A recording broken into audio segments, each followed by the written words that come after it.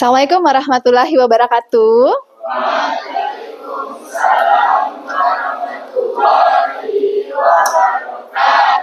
Gimana kabarnya hari ini? Sehat semua ya? Oke, seperti biasa sebelum kita memulai pembelajaran, kita berdoa dulu. Ibu minta tolong pada Raifan untuk menyiapkan ya. Kita berdoa dulu. Siap, gerak. Hormat, gerak. 3 gerak, berdoa mulai.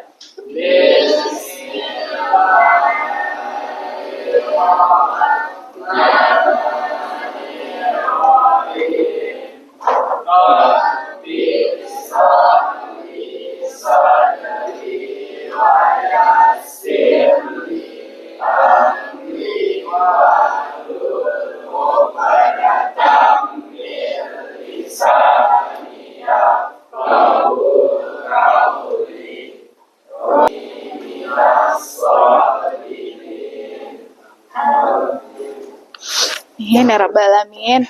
Ibu akan mencek kehadirannya. Nanti di saat Ibu mencek kehadirannya, Ibu minta kita menuliskan emosi kita pada hari ini, perasaan kita hari ini dalam bentuk emo ya. Silahkan ditulis pada kertas sambil Ibu nanti mengabsen. Bu kasih waktu 1 menit saja untuk menuliskannya. Silahkan dituliskan.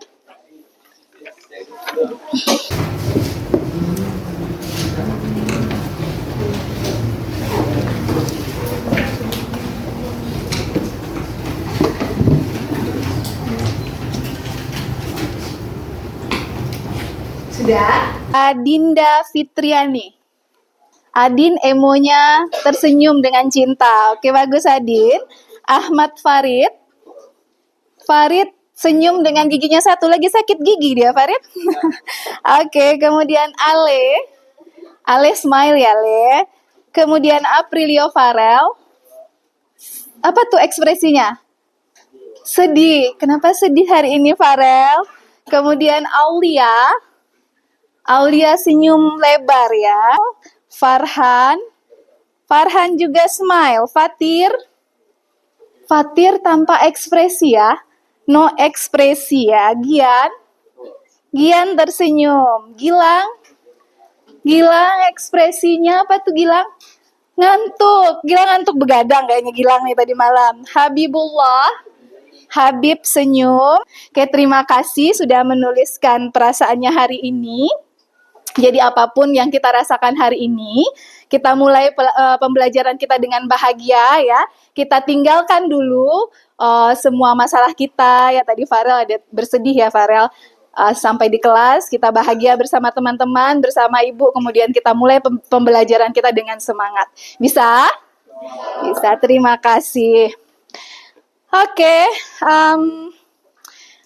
materi kita hari ini adalah berpikir kritis dan dampak sosial informatika. Kalau di minggu lalu kita sudah sedikit mengulas mengenai berpikir kritis, perbedaannya hari ini adalah kita akan melihat bagaimana berpikir kritis itu dan dampak sosial pada bidang informatika ya. Nah, ada yang tahu apa itu berpikir kritis? Ya, Rehan? Berpikir secara rasional dan sistematis yang digunakan untuk membuat sebuah argumen berdasarkan hasil analisis yang mendalam. Ya, kemampuan berpikir secara sistematis untuk menghasilkan argumen secara mendalam. Betul ya yang disampaikan Rehan. Betul. Kemudian mengapa berpikir kritis itu penting? Ya, coba Lina. Berpikir kritis itu akan selalu terpakai dalam kehidupan kita sehari-hari, terutama dalam pemecahan masalah. Terus kita jadi lebih waspada dengan tidak mudah percaya dengan informasi-informasi yang belum diketahui kebenarannya. Yes, betul tidak yang disampaikan Lina bahwa berpikir kritis ini menghindari kita dari berita hoax ya. Kemampuan kita berpikir kritis menghindari kita dari berita-berita yang tidak betul karena kita sudah menganalisa tadi ya Rehan ya. Oke, betul ya. Oke, sebelum kita next ke pembelajarannya, Ibu mau lihat nih, kita games dulu ya, menggunakan quizzes. Sampai di mana kemampuannya dalam berpikir kritis tadi. Oke, silakan dibuka quizzesnya. Oke, kita gunakan Quizzes Games ya. Oke, boleh di-scan barcode-nya atau masukkan kodenya. Boleh dengan men-scan barcode atau masukkan kodenya ya.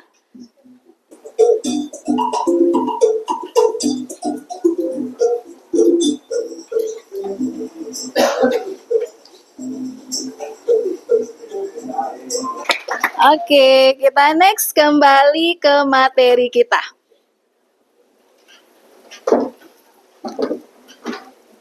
Nah, kita lihat dulu apa sih tujuan pembelajaran dari berpikir kritis dan dampak sosial informatika, yaitu siswa mampu menjelaskan arti pentingnya berpikir kritis pada perkembangan teknologi dalam bidang pertanian atau kesehatan. Ya, kemudian siswa juga mampu menerapkan kemampuan berpikir kritis untuk menganalisis dampak sosial informatika pada perkembangan teknologi bidang pertanian dan kesehatan. Nah, karena kita nanti akan membahas mengenai bidang pertanian dan kesehatan. Nah, sebelumnya Ibu ingatkan lagi kesepakatan kelas kita. Yang pertama, kita harus aktif dalam kegiatan individu maupun kegiatan kelompok. Kemudian kita harus saling menghargai ya. Jadi untuk penggunaan gadget tidak Ibu masukkan dalam pembelajaran hari ini karena nanti kegiatan kita akan menggunakan gadget. Perubahan penting apa yang terjadi dalam dunia pertanian dan kesehatan pada 10 tahun terakhir? Siapa yang tahu? Oke, Kela. Kalau dalam bidang pertanian, Bu, banyak perubahan yang sudah terjadi. Mhm. Terutama kayak misalnya menggunakan pupuk kimia dalam pertanian. Bukan cuma sebagai pupuk, bahan kimia itu juga digunakan untuk sebagai bahan pembasmi hama. Terus yang kedua, adanya penggunaan teknologi dalam proses bertani sebagai bentuk perubahan dari cara pertanian tradisional yang menjadi lebih modern. Yes, adanya perubahan teknologi juga ya, dari yang lama menjadi yang lebih modern, kata Kela. Ada lagi yang mau? Oke, Gilang. Dalam bidang kesehatan, beberapa teknologi pada masa revolusi industri 4.0 berkembang terutama pada bidang kesehatan yang membuat pekerjaan di dunia kesehatan lebih efisien dan tidak makan waktu banyak. Sebagai contoh, penggunaan penjahit print sebagai salah satu SOP saat melakukan administrasi jika pasien ingin berobat atau konsultasi dan lain-lain. Yes, betul. Aplaus dulu dong untuk Kayla dan Gilang. Ya, betul sekali ya. Dalam bidang pertanian ini, menurut Kayla tadi udah berubah ke teknologi. Nah, pernah nggak ada yang lihat ada pendeteksi hama gitu ya? Dia bisa membedakan hama dan mana yang tanaman dan hama. Jadi kita tidak perlu lagi petani datang gitu ya, hanya dia letakkan mesinnya, kemudian dia bisa deteksi. Ya, kemudian di bidang kesehatan ini sangat terasa, apalagi saat COVID kemarin ya Gilang ya, kita sudah bisa konsultasi online, tidak harus bertatap muka dengan dokter. Nah, kemudian apa yang menyebabkan perubahan tersebut? Nah, apa yang menyebabkan? Boleh, Farah? Perubahan tersebut disebabkan karena adanya inovasi untuk mempermudah kegiatan manusia, terutama pada bidang pertanian dan kesehatan. Yes, itu untuk mempermudah pekerjaan kita ya. Jadi yang menyebabkan perubahan itu karena orang melihat bahwa kita memang butuh sebuah teknologi untuk mempermudah, mempercepat agar efisien dan efektif dalam pengerjaan pertanian ataupun di bidang kesehatan. Oke. Kita next lagi ya. Nah, ini dia. Pada revolusi 4.0 katanya menyentuh hampir semua aspek dalam kehidupan sehari-hari. Nah, pemanfaatan Internet of Things, otomasi, teknologi cerdas, dan di berbagai bidang termasuk juga dalam bidang pertanian dan kesehatan. Nah, contohnya di bidang pertanian modern ini, petani sekarang udah bisa memantau kapan panen ya, kapan banyaknya air yang harus dialirkan. Jadi efektif, tidak boros ya. Kemudian tanpa harus dia datang sawah. Lalu pemasaran dan penjualan produk ini sangat terasa ya. Penjualan produk, semua produk bahkan pertanian dan kesehatan itu bisa diakses secara online dan real time. Kemudian contoh pemanfaatan di bidang kesehatan. Nah, ini dia, dokter dapat melakukan operasi jarak jauh. Ada yang pernah tahu operasi jarak jauh? Nah, misalnya pasiennya ada di Padang, bisa dioperasi dari Bukit Tinggi menggunakan teknologi. Dokternya yang mengoperasi, tapi ada alat yang dia gerakkan berada di Padang. Nah, dia berada di beda lokasi, atau saat pandemi ya dokter bisa melakukan konsultasi online, atau ada operasi laparoskopi ya, tidak perlu membelah besar misalnya, yang akan dioperasi hanya memasukkan kamera. Nah, itu juga termasuk teknologi di bidang kesehatan. Oke, kita next. Nah, yang perlu kita sadari dan kita pahami bahwa teknologi ini ibarat pisau bermata dua. Nah, teknologi sangat kita butuhkan ya. Kehadirannya memudahkan pekerjaan kita seperti yang disampaikan oleh Farah tadi, memudahkan pekerjaan kita. Namun di sisi lain, beredarnya informasi bohong atau hoax itu sangat mudah ya. Sangat mudah. Nah, lalu bagaimana kita bersikap? Nah, bagaimana kita bersikap secara tepat? Maka untuk menjawab pertanyaan tersebut, kita membutuhkan kemampuan yang tadi disebut berpikir kritis ya. Oke, kita lihat dulu nih, ada video perkembangan teknologi di bidang pertanian ya. Ibu putar dulu ya.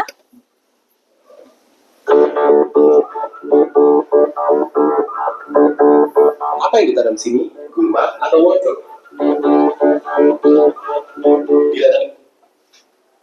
Ini sedang diuji coba teknologi terbaru untuk dapat memeski gulma sekaligus meningkatkan hasil panen. Inilah Boniro, robot yang bekerja membantu petani organik bernama Ryder Cassers.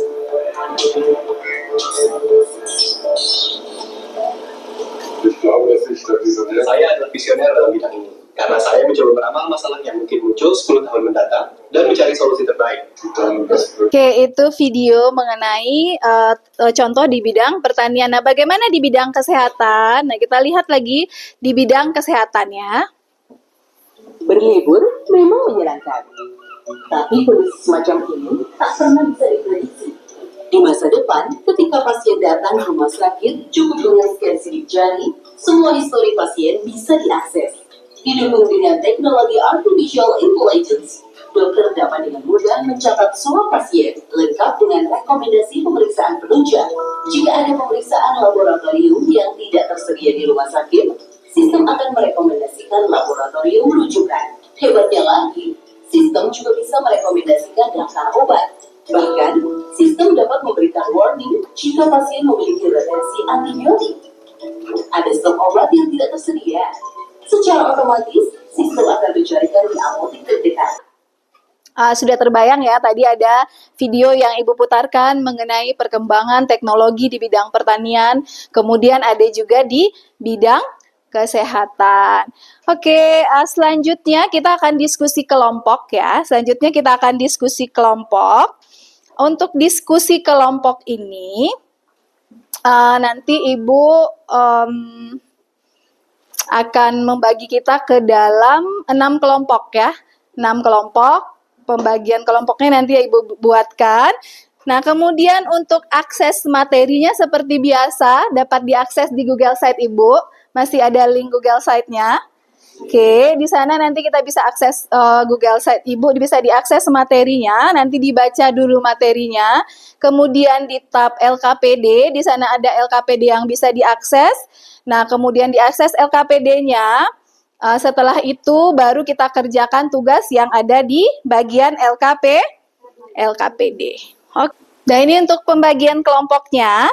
Ada 6 kelompok ya. Kelompok 1 bisa dilihat di depan, ada Adin, Keila, Farid, Hafiz, Irfanul, Raifan. Kelompok 2 ada Aulia, Lina, Ale, Habib, Sabil, dan Radit. Kelompok 3 ada Dwi, Zidan, Aprilio, Gilang, Farid, dan Mazi. Kemudian kelompok 4 ada Fadilah, Mutiara, Axel, Gian, Fikri, dan Sabi. Kelompok 5 ada Rahayu, Farah, Fahri, Fatir, Haris, dan Raihan. Kemudian kelompok 6 ada Resa, Humairah, Vanessa, Raffi, Irsat, dan Farhan. Nah, di sini sudah Ibu bagi perannya langsung ya. Sudah Ibu bagi perannya. Nah, di yang baris nomor 1 ini Adinda, Aulia, Dwi, Fadilah, Rahayu, Resa itu mencari bahan literaturnya. Kemudian untuk produk tugas di baris kedua ya dari deretannya. Kemudian ketua timnya di baris ketiga. Untuk mencari bahan literatur ada 2 orang, ada di baris keempat juga. Kemudian ada notulen dan presenternya. Silakan dilihat dan dicatat tugasnya masing-masing ya. Mau teka-teki dulu untuk ice breakingnya? Mau? Oke, biar kita kembali fokus ya. Kita ice breaking dengan teka-teki dulu. Oke, teka-tekinya dengarkan clue ibu ya. Oke, awal adalah 1. Clue-nya adalah awal adalah 1. Oke, udah tahu clue-nya? Clue-nya apa? Oke. Berapa? Berapa? Berapa? Berapa jumlahnya?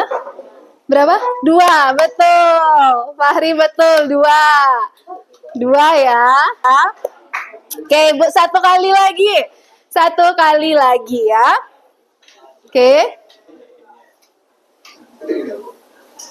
Awal adalah 1. Coba hitung. Bagus, udah tahu clue-nya. Oke, tepuk tangan. Jadi untuk diskusinya, materinya silakan diakses di Google Site Ibu. Di dalam Google Site itu ada dalam bentuk video, dalam bentuk PPT, boleh dipilih mau memahaminya dengan apa. Ada juga buku digital. Setelah itu buka LKPD. Ya, LKPD-nya dalam bentuk doc ya. Silahkan disalin dulu sebelum dirubah. Jangan dirubah langsung di doc Ibu. Kalau dirubah di sini maka akan muncul nanti namanya di sini, nanti rebutan. Oke, nah ini LKPD-nya. Setelah dibaca materi, maka kerjakan LKPD ini. Ya, setelah dibaca materi, kerjakan LKPD ini. Nah, di sini di petunjuk pengerjaan sudah ada.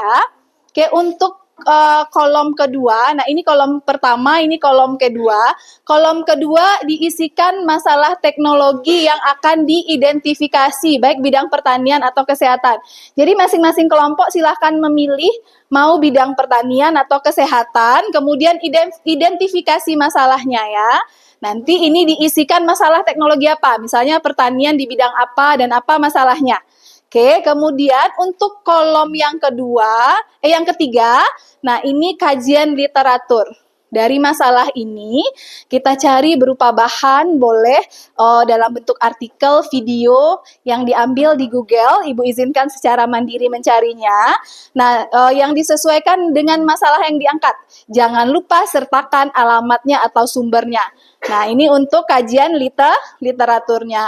Nah, untuk kolom keempat, baru di sini kita analisis dari kajian literatur tersebut. Nah, dari sini diisikan hasil analisis kita. Nah, di sini kemampuan berpikir kritis kita akan diasah ya. Dianalisis berdasarkan kajian literatur. Nah, yang kolom kelima ini nanti kita gambarkan bagaimana dampak positif dan negatifnya. Sampai di situ bisa dipahami? Nah, sekarang boleh silahkan berdiskusi dengan peran masing-masing tadi. Ada yang mencari bahan, ada yang sebagai notulen untuk menuliskan di sini. Nah, nanti di akhir produk untuk presentasenya ada satu bahan yang boleh dalam bentuk video, boleh dalam bentuk PPT, boleh dalam bentuk infografis. Nah, di situ ada tadi yang Ibu bikin perannya sebagai pembuat produk. Oke, silahkan didiskusikan. Ibu kasih waktu 30 menit sebelum nanti kita presentasi. Oke, ada yang mau ditanyakan atau ada yang ragu, Irsyad? Bisa? Ya, Haris?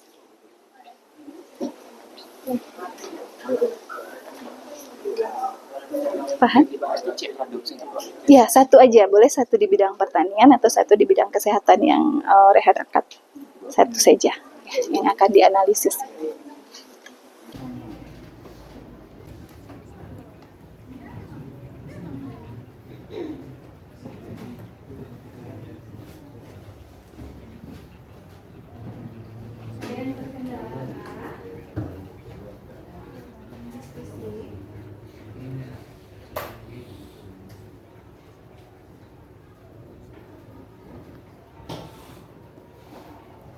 Jadi masing-masing kelompok cukup 1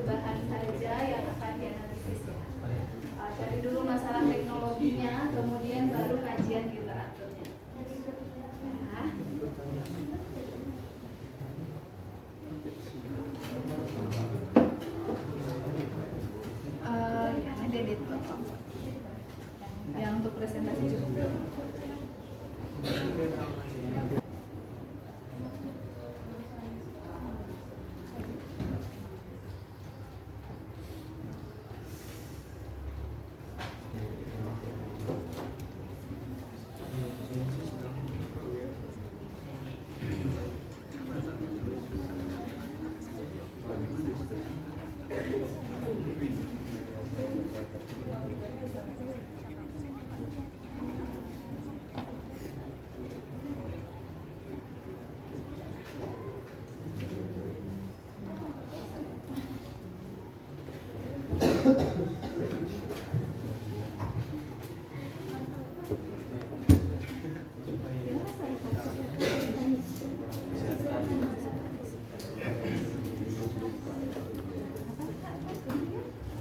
Oke, tadi Ibu lihat kelompoknya Farah sudah selesai ya? PPT-nya selesai ya Farah ya? Selesai ya.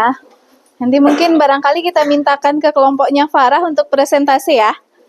Bisa ya? Ke kelompoknya Farah, kemudian tadi juga Ibu lihat kelompoknya Lina juga sudah tadi ada 2 ya, bidang kesehatan dan pertanian. Tadi lihat ya Sabil, sudah selesai ya? Sudah fix ya? Udah. Oke, nanti kita minta 2 kelompok saja dulu untuk presentasi dan yang lain menanggapi ya. Dan yang lain menanggapi, barangkali yang nanti kita minta adalah kelompoknya Farah dan kelompoknya Lina. Assalamualaikum warahmatullahi wabarakatuh. Waalaikumsalam warahmatullahi wabarakatuh. Baik, sebelumnya saya ucapkan kepada Ibu sudah memberikan kami waktu untuk menampilkan presentasi kami mengenai dampak sosial lingkungan kita. Sebelumnya kami akan memperkenalkan kelompok dulu. Pertama dari saya Aulia Putri sebagai moderator. Saya Ali Muhammad Eko sebagai pemateri 1. Saya Abdul Nasir. Saya Bina nanti. Saya sebagai Nabulek.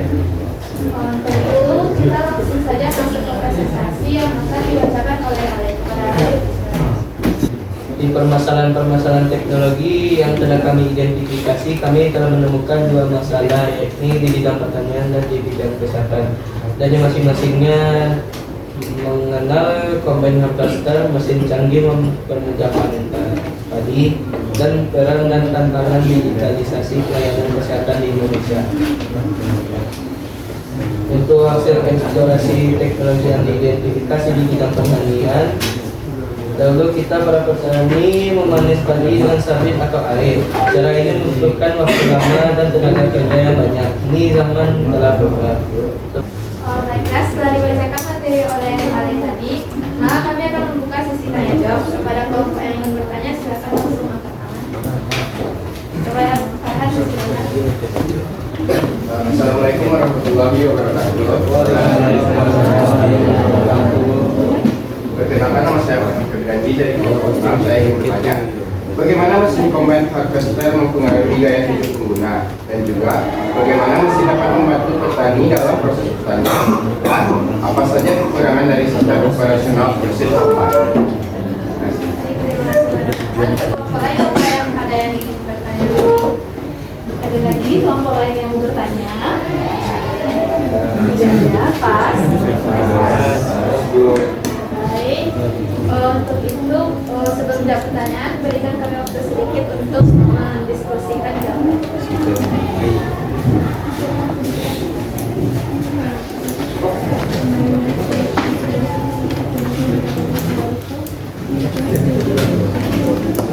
Pengaduan dari Farhan. Bagaimana mesin combine harvester mempengaruhi gaya hidup pengguna, dan juga bagaimana mesin dapat membantu petani dalam proses pertanian, dan apa saja kekurangan dari sistem operasional mesin combine. Mesin ini sangat berpengaruh dalam pekerjaan petani. Manfaat dari mesin tersebut seperti menghemat waktu dan tenaga kerja, mempercepat dan mempermudah proses panen, dan meningkatkan efisiensi panen. Kekurangannya adalah: 1. Pembelian dan perawatan mesin terbilang mahal. 2. Mesin lumayan rentan terhadap kerusakan. Dan 3. Komponen dan sistemnya kompleks sehingga membutuhkan operator yang terampil.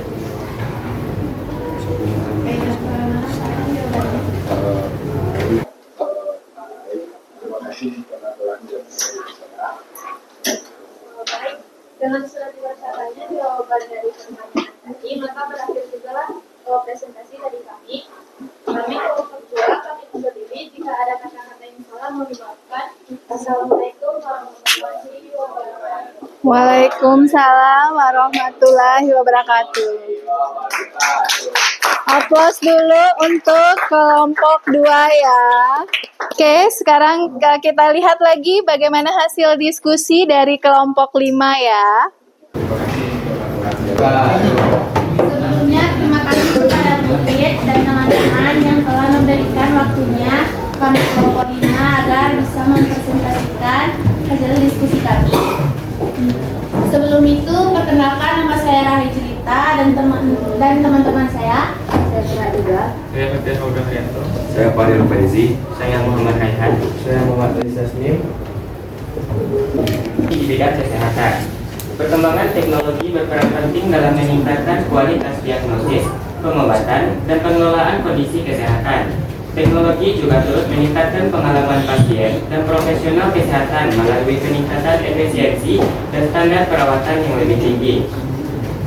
Masalah teknologi yang kami temui yaitu salah satu produk teknologi di bidang kesehatan adalah sensor wearable. Namun, apa itu sensor wearable? Teknologi wearable sensor adalah perangkat elektronik yang menempel di tubuh dan menggunakan Itulah materi yang kami diskusikan kepada teman-teman. Ada yang ingin ditanyakan? Ya, itu dari presentasi kami. Sekian, terima kasih. Jika ada kesalahan mohon dimaafkan. Assalamualaikum warahmatullahi wabarakatuh. Waalaikumsalam warahmatullahi wabarakatuh. Puas dulu untuk kelompok 5. Oke, terima kasih untuk kelompok 2 dan kelompok 5 yang sudah memberikan presentasi yang sangat luar biasa ya.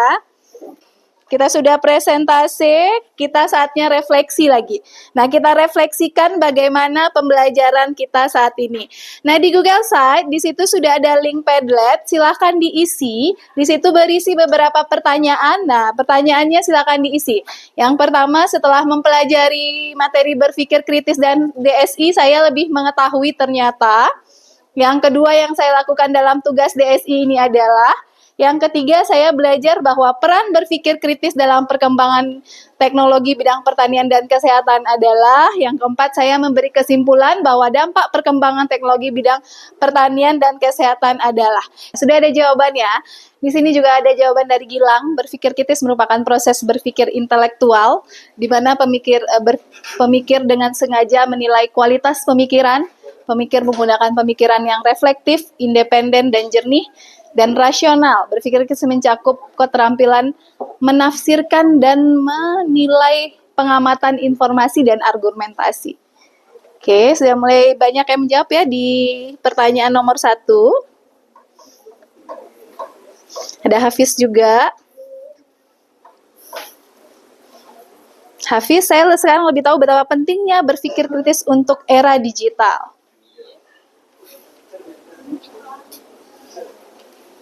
Kita tutup dulu dengan kesimpulan. Nah, siapa kira-kira yang bisa menyimpulkan dari pembelajaran kita saat ini? Siapa kira-kira yang bisa menyimpulkan? Mezi dulu. Ya, Mezi silahkan. Apa kesimpulan dari pembelajaran berpikir kritis dan dampak sosial informatika kita hari ini? Nah, untuk link refleksinya boleh dilanjutkan. Bagi yang mau melanjutkan, nanti juga masih bisa. Kan, Mezi? Saya akan menyimpulkan pembelajaran kita hari ini mengenai tentang berpikir kritis dan dampak sosial informatika di bidang pertanian. Berpikir kritis adalah cara berpikir yang jelas, rasional, terbuka dan berdasarkan bukti dan fakta atas apa yang kita baca, dengar atau lihat. Nah, kita berpikir kritis ketika pertama tidak mudah menelan bulat-bulat sebuah pernyataan atau kesimpulan. Oke, terima kasih Mezi. Betul sekali ya, kesimpulan Mezi sangat lengkap sekali.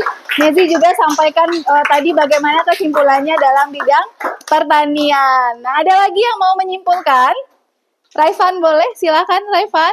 Selain dari dampak positif dan negatif yang disebutkan Mezi tadi, juga terdapat dampak positif dan negatif di bidang kesehatan. Yaitu dampak positifnya ialah mempermudah pekerjaan tenaga medis dan juga meningkatkan kualitas pelayanan. Yang kedua, meningkatkan diagnosis dan perawatan medis. Yang ketiga, ialah mempercepat penemuan obat dan terapi baru. Ada juga dampak negatif dari kemajuan teknologi di bidang kesehatan ini, yaitu banyaknya masalah informasi hoax atau bohong, terutama dalam konteks kesehatan. Oke, bagus sekali. Terima kasih untuk penambahannya dari Raifan. Raifan juga menambahkan dalam sisi kesehatannya tadi ya Raifan. Sepertinya pemahaman kita sudah cukup untuk bagaimana berpikir kritis dan bagaimana dampak sosial informatikanya di bidang kesehatan dan pertanian. Oke, next untuk minggu depan, materi kita apa lagi? Ada yang tahu? Ada yang tahu? Kita sudah strategi algoritmik, kita sudah tentang informatika, berpikir kritis, yang tersisa ada materi jaringan.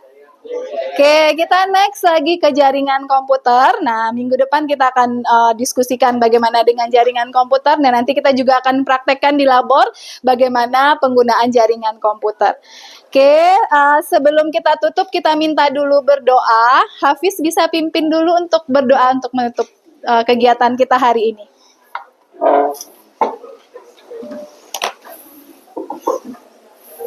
Tuhan, selesai pembelajaran kita pada hari ini. Marilah bersama-sama kita bersyukur. Syukur mulai.